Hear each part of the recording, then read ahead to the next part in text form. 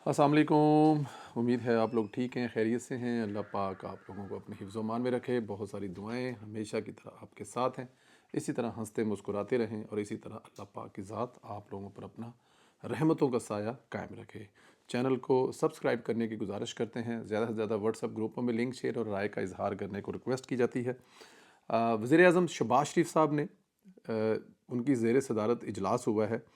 अमीर तरीन तबके के ज़ेर इस्तेमाल पुरतईश लक्सरी गाड़ियों के इस्तेमाल में होने वाले हाई ऑक्टेन फ्यूल के हवाले से अहम फैसला किया गया है।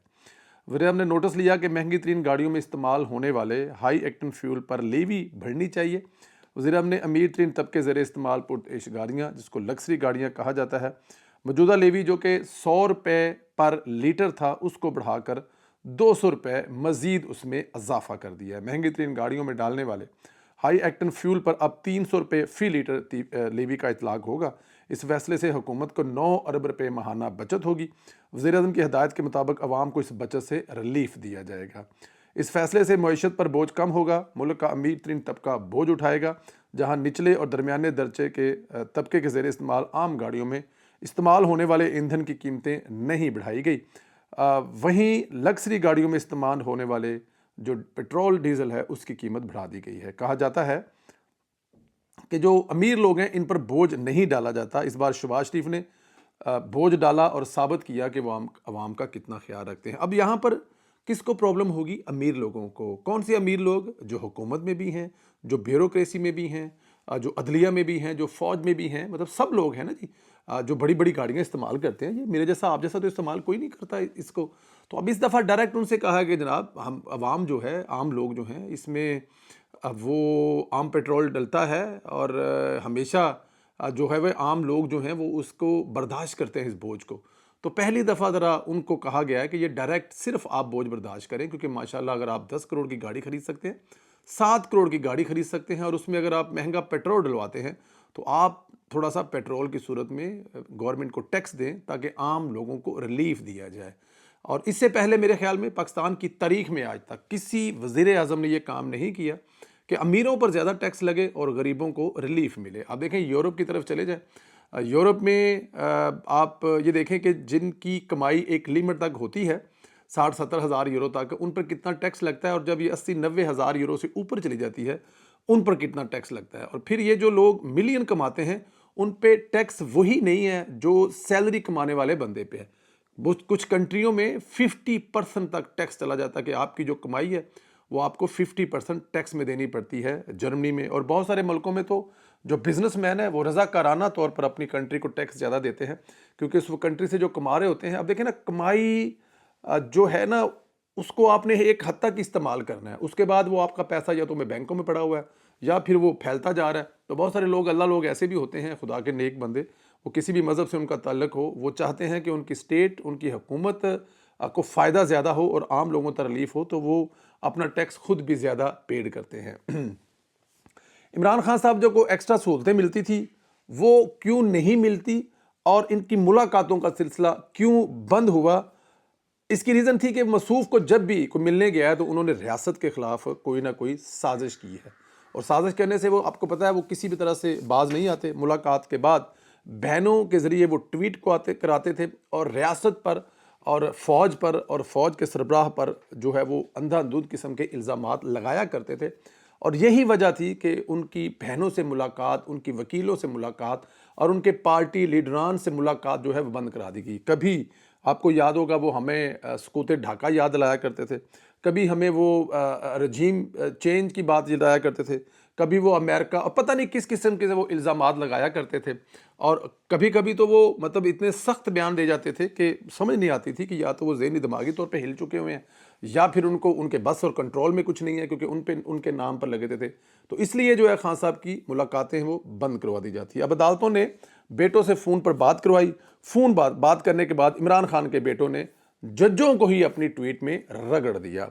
इमरान खान के बेटे ने ट्वीट किया कि मेरे अपने वालिद से फ़ोन पर बात हुई है, उन्होंने कहा है कि जजों ने अपनी रूहें बेच दी हैं। मतलब उनके बेटा जो कासिम है उनसे इमरान खान की बात हुई है, जो 30 मिनट बात करवाई गई है। उस 30 मिनट में से जो चंद मिनट उसके ज़्यादातर सुना है कि बेटी ने लंबी चौड़ी बात की, जो शिकवे करती रही अपने बाप से। کہ مجھ سے آپ بات کیوں نہیں کرتے، مجھے آپ لوگوں میں اون کیوں نہیں کرتے، شاید میری ہی بد دعائیں ہیں جو آپ کو جیل میں بیٹھے ہوئے ہو۔ تو جو قاسم کو ٹائم ملا اس میں انہوں نے ججوں کو رگڑا لگا دیا۔ تو میرا اب سوال یہ ہے، یا میں سوچ یہ رہا ہوں ان ججوں کو جنہوں نے عمران خان کو وہ ضمانتیں بھی دی جو بھی عمران خان صاحب نے جرم نہیں کیا تھا۔ ایک تو نا جو جرم کیا اس کی سزا دے دی، بہت سارے جرم ایسے نہیں تھے جس بھی عمران خان نے کیے ہی نہیں تھے، تو ان کو بھی اس کی سزا جو ہے وہ اس کی ضمانت مل جایا کرتی تھی۔ جیل کے دروازے پر عدالت کے دروازے پر آتے تھے تو ضمانت مل جاتی تھی، گاڑی میں بیٹھے ضمانت مل جاتی تھی، گھر بیٹھے ضمانت مل جاتی تھی، اور یہ وہ جج دیا کرتے تھے جو اب اپنی روحیں بیچ چکے ہیں، کیونکہ اب عمران خان کو ریلیف نہیں ملا۔ تو مزہ تو آ رہا ہوگا ججوں کو، میرے خیال میں رگڑا احسان فراموش ہے، اس نے آج تک کس کو بخشا ہے؟ جس نے اس کے ساتھ 35 سال خدمت کی، اس نے اس کے جنازے میں شرکت نہیں کی تھی، جج کون سی باغ کی مولی ہیں۔ بٹ چلو ٹھیک ہے۔ افغانستان کے حوالے سے ایک خبر ہے جی، افغانستان کے طالبان رجیم نے مارچ 2025 سے مارچ 2026 کے دوران کم از کم 1086 افراد کو کوڑے مارے ہیں اور قصاص کے تحت 6 لوگوں کو قتل کیا ہے۔ جلا وطن افغان صحافیوں کے مرتب کردہ سرکاری بیانات اعداد و شمار کے مطابق افغانستان کے بیشتر حصوں میں جسمانی سزاؤں کا سلسلہ جاری ہے۔ یہ سزائیں کابل، ہرات، بلخ، قندھار، ننگرہار، خوست، بدخشاں، پکتیا اور فاریاب جیسے صوبوں میں دی جا رہی ہیں۔ طالبان عدالتوں کے بیانات کے مطابق گزشتہ سال کے آخر مہینوں میں جسمانی سزاؤں میں اضافہ ہوا، جن میں تقریباً 100 خواتین کو کوڑے مارے گئے۔ ان میں سے کئی سزائیں عوامی مقامات پر دی گئی ہیں۔ انسانی حقوق ایکٹیوسٹ کا کہنا ہے کہ جسمانی سزاؤں میں اضافہ منصفانہ قانونی عمل اور بنیادی آزادیوں کے حوالے سے سنگین خدشات کو جنم دیتا ہے۔ یہ سزائیں معاشرے میں خوف کی فضا پیدا کرتی ہیں۔ اس رویے کی وجہ سے افغان عوام چاہتے ہیں کہ افغانستان میں عوام کی نمائندہ حکومت آئے۔ اب دیکھیں جی، عوام کی نمائندہ حکومت تو وہاں پر وہ تو کہتے ہیں کسی گل نال ہی آئے گی، کیونکہ ظاہر ہے اتنے جڑے اس ٹائم قابض نے، ان قابضوں سے جان چھوٹے گی، ان دہشت گردوں سے جان چھوٹے گی تو پھر ہی آئے گی۔ لیکن ظاہر ہے افغان طالبان کے حکومت میں بچیوں کو وہاں پہ اسکولوں میں کالج جانے کی اجازت نہیں ہے، بچیوں کو کالج جانے کی اجازت نہیں ہے، نوکریاں کرنے کی اجازت نہیں ہے، وہ صرف مردوں کا ملک ہے۔ ہاں، وہاں پہ خواتین کو بھیک مانگنے کی اجازت ہے۔ کبھی کبھار آپ کبھی دیکھیں عید پہ یا کسی ایسے اجتماع پر، تو مسجد کے باہر جو برقع پہن کر خواتین بیٹھی ہوتی ہیں، ہاں وہاں پہ بھیک مانگنے کی خواتین کو اجازت ہے، لیکن وہاں پر خواتین کو کام کرنے کی، اسکولوں میں، کالجوں میں، یونیورسٹیوں میں، اداروں میں جانے کی اجازت نہیں ہے۔ سابق امریکی سیکرٹری دفاع CIA کے سابق ڈائریکٹر لیون پنیٹا نے کہا ہے کہ ایران کے ساتھ 3 ہفتوں سے جاری جنگ کے بعد صدر ڈونلڈ ٹرمپ کے آگے کنواں ہے اور پیچھے کھائی والی صورتحال میں پھنس چکے ہیں۔ وہ آگے جاتے ہیں تو کنویں میں گرتے ہیں، پیچھے جاتے ہیں تو کھائی میں گرتے ہیں، ان کو سمجھ نہیں آ رہی کہ اس سے وہ نکلے کیسے۔ برطانوی اخبار سے گفتگو میں سابق سیکرٹری دفاع نے ٹرمپ کی جنگی حکمت عملی پر شدید تنقید کرتے ہوئے کہا کہ ٹرمپ ٹھوس منصوبہ بندی کے بجائے خیالی سوچ پر انحصار کرتے ہیں۔ ان کے مطابق ٹرمپ کو یہ گمان ہے کہ ان کے بیانات خود بخود حقیقت بن جائیں گے، جو ایک غیر سنجیدہ رویہ ہے۔ انہوں نے کہا کہ آیت اللہ خامنئی کا قتل ایک بڑی غلطی ثابت ہوا ہے، کیونکہ اس سے کسی عوامی بغاوت کے بجائے ایک زیادہ سخت موقف رکھنے والی ریاست سامنے آ گئی ہے۔ لیون پنیٹا نے حیرت کا اظہار کیا کہ امریکی انتظامیہ نے ایران کی جانب سے آبنائے ہرمز کو بند کیے جانے کے امکان کے لیے پیشگی تیاری نہیں کی، اس پہ سوچ وچار نہیں کی، حملہ کرنے سے پہلے اس بات کا انتظام نہیں کیا کہ اگر ایران یہ آبنائے ہرمز بند کر دے گا تو دنیا کو تیل کہاں سے نکلے گا۔ یہ جو شدید بحران پیدا ہو جائے گا، جو آف کورس امریکہ کے اندر نہیں ہے یا اسرائیل کے اندر نہیں ہے، ان کے پاس اپنے تیل ہیں، انہوں نے ذخیرہ کیے ہوئے ہیں، اگلے 2-4 سال تک بھی اگر وہاں پر تیل نہ پہنچے تو ان کے پاس جو اپنا تیل ہے انہوں نے کبھی استعمال نہیں کیا، اور جو وہ عربوں سے، عراق سے، دوسرے ملکوں سے نکال کر، یا پھر ابھی جو وہ وینزویلا سے تیل چوری کر رہے ہیں، تو ان کے پاس وافر ہے۔ ان کو چین کی، ان کو جاپان کی، کوریا کی، پاکستان کی، بنگلہ دیش کی، اسی طرح ایک دوسری پٹی جو پوری ہے اس کی کوئی فکر نہیں تھی۔ تو ان کا کہنا یہ ہے کہ انہوں نے بغیر یہ سوچے سمجھے حملہ کر دیا، یہ سوچا بھی نہیں کہ یہ جو بحران پیدا ہوگا اس سے کیسے نپٹا جائے گا۔ حالانکہ انہوں نے کہا جی کہ دنیا بھر میں جو میٹنگز ہوتی ہیں اس میں یہ تیل والی بات زیر بحث رہتی تھی۔ ان کے مطابق ٹرمپ اس وقت ایسی صورتحال میں ہے جہاں ایران کے آبنائے ہرمز پر کنٹرول کے باعث جنگ بندی ممکن نہیں ہے۔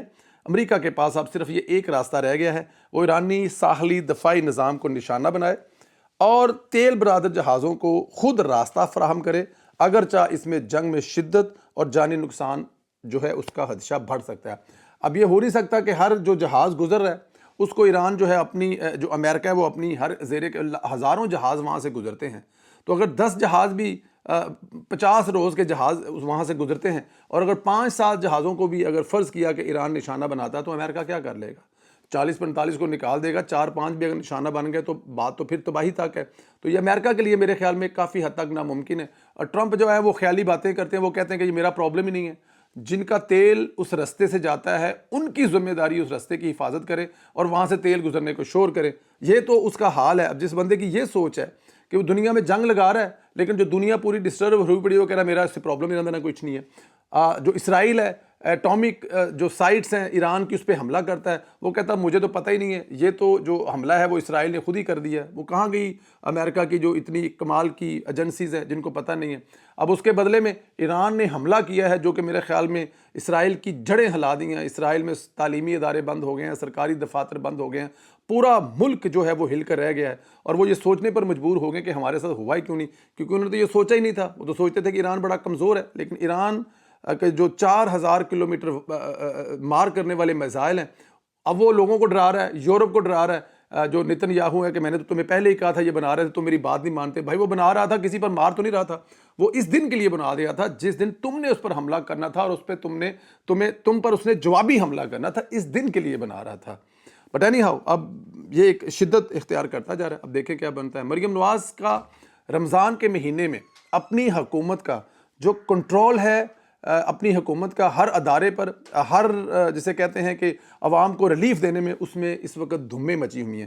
مریم نواز کا چاہے رمضان نگہبان پروگرام ہو، لوگوں کو گھروں میں جو ہے وہ کھانے کا جو پیکج پہنچانے کا معاملہ ہو، مریم نواز کو بتائیں پروگرام ہو، اربوں روپے لوگوں کو 10,000 کی صورت میں دینے کا ہو، یا پھر مریم نواز کے مہمان ہوں، دسترخوان ہو جس کی دھمیں پورا رمضان ہم دیکھتے رہیں، کنٹرول کمیٹیاں جو کہ سلمہ بٹ صاحبہ ہے جو پورے پنجاب میں میک شور کر رہی تھی، ان کی منسٹری میک شور کر رہی تھی کہ جو